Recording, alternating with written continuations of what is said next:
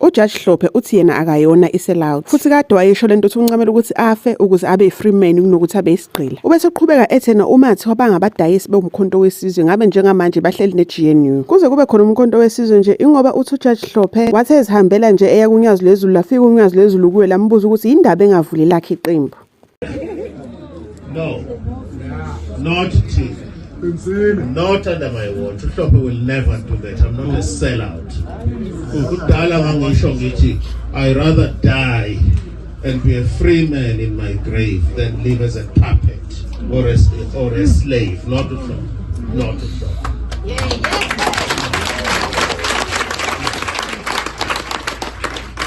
Ukube siyadayisa ngabe sesihleli lapha ku-GNU. Gijima nangusathane. Gijima. Ngabe sesingenile phakathi kusathane. Kumnandi la. Isikhathi sambile sezovala inkulumo. Kuningi osekwenzekile uMK. Ngivela bekukhona iconference ibikhona for 3 days sa adopta ne constitution sesinayo manje umgwaqoseko usukhona ne-code ye-discipline. Ukhona umnye ubaba nje lapho beshawuta lapha emuva sizomkhalela uma yimember ye-MK. Yebo, wasidlali ku-MK, i-discipline. Kukhona izinto ezimbili engifuna ukuthi nginenzele i-attention yenu kuzona ezingamacala ku-MK. Eyokuqala ukuphatha isikhali in a restricted area njengalena. Mawuthi uphethe okaphi nje lana zoba senkingeni ku-MK. Asizolinda ukuthi uzugwaza umuntu. Asiyiphathi ikhali endaweni enje uzokwaza ba. Why do you want to stab anyone? Right. Mawuphethe isibhamu sakho noma isikhali sakho ngoba phela ikhona ilento inswela boya phandle. Beka lapha emotweni yakho. Kukhona i-security la naba abantu abane right yokuphatha ibhamu. Nabanye eduze kwamukela ngikhombisa ngoba uma ungithinta izona ngishanga okaphi siyanicela udlama silufuni yebo ikhali ningayiphathi endaweni enje restricted kuhlonishwana mawuphethe ummese noma isibhamu noma yini nami nginazi ibhamu kodwa ayiphathwa lana usishiye emotweni yakho noma usicelele enkosini noma eduze kwenye indawo kwaza mkhonto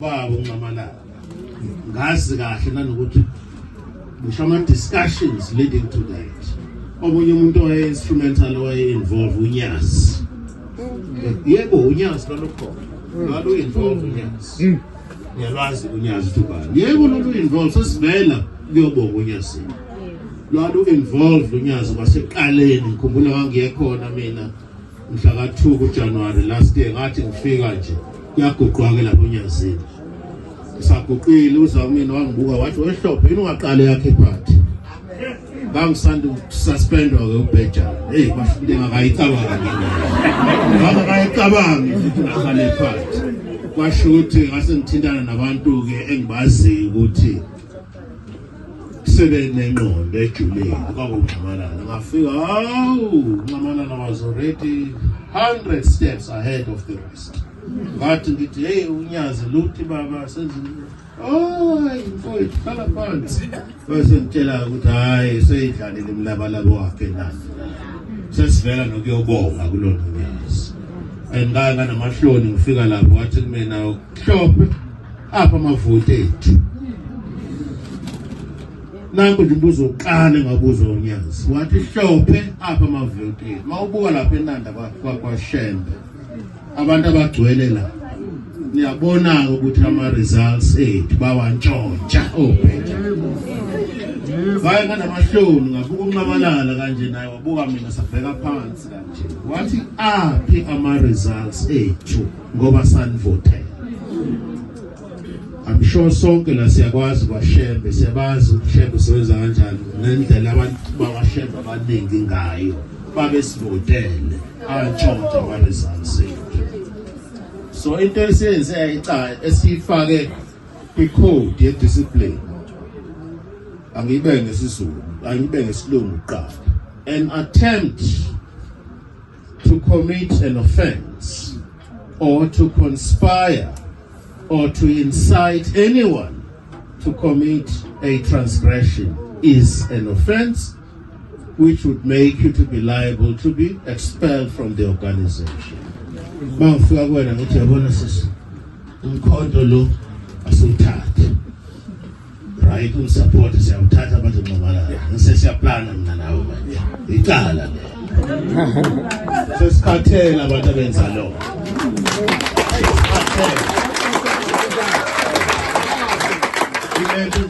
You are inciting someone, right? Or you are conspire, niyahlela.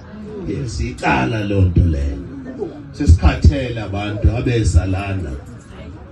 Bethi bezosebenza bazolekelelana nathi naye wonke umuntu kubakho umkhonto kanti bazothatha umkhonto bazohijacka basibuyisela usizi la esifuna ukuphuma khona thina. Eyethi brief is clear. Sifuna kuphele usizi emntwini omnyama. Sifuna kubuya isithunzi somuntu omnyama. Ngeke sibuye isithunzi somuntu omnyama. Ngeke luphele usizi. Ikati lo njalo lokulala leziko. Until such time kuzobuye umhlaba. Ukhiye endlaleni ukubuyisa umhlaba ebantwini abamnyama.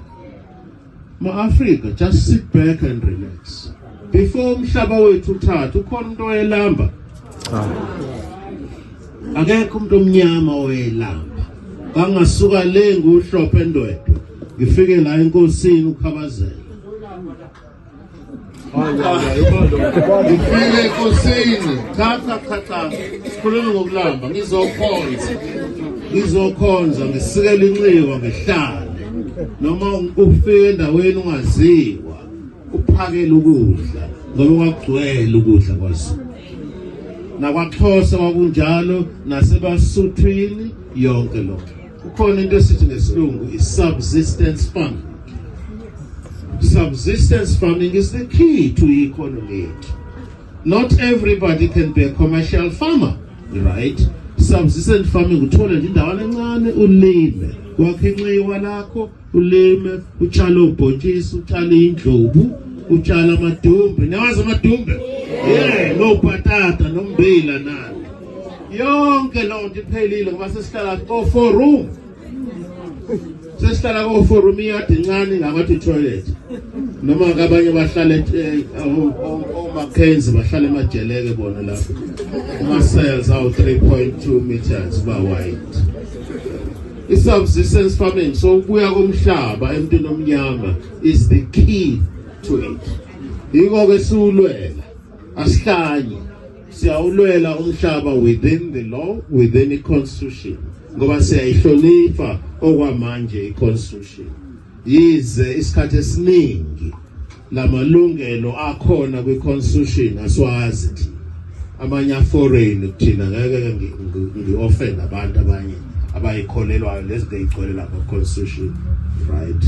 No bani orientation noma lengayo esilungu lapho thina.